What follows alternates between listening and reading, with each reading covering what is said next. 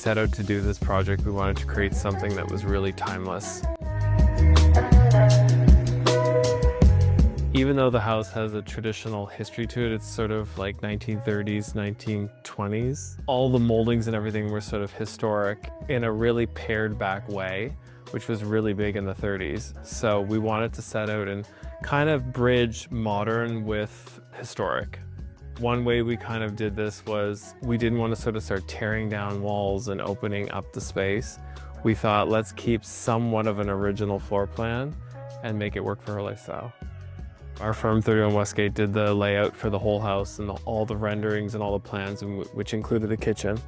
And originally the kitchen and the dining room was divided with a wall and a very small opening. And I think it actually had like a weird sort of pass through between the kitchen and the dining room. It was really sort of pieced together and renovated over time.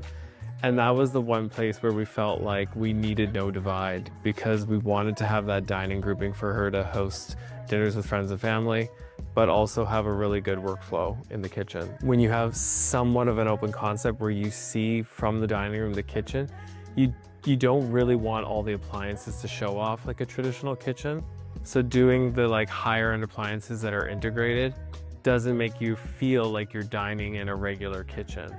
Previously, people weren't as hung up as we are maybe now in having all the metals in the house, all the finishes match. And what our firm does best is sort of layer things in. So the original hardware details on the doors are brass, but then, you know, some things are polished nickel, and it's sort of the idea that the house evolves over time. You know, the quality of the pieces that were selected from appliances and metal finishes and stone tiles and all those things that are attached to the house that are kind of your forever splurge pieces, we're really invested in.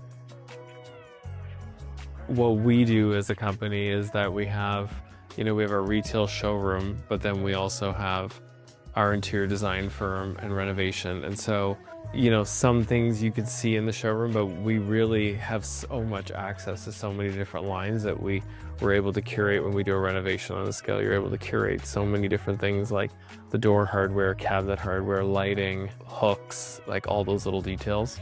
We did do hits of warm kind of brown pinks inside because I think they're quite easy to live with.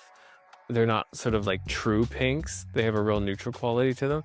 So when we came to the outside, we thought, you know, could we do a really deeper brown pink, which was a really popular color in the sort of 20s and 30s. And it just really, we did some test samples on the outside and absolutely worked. But I think the whole house shows like a jewel box because, you know, the square footage is comfortable, but the quality of everything is like a jewel box because nothing was sacrificed, really.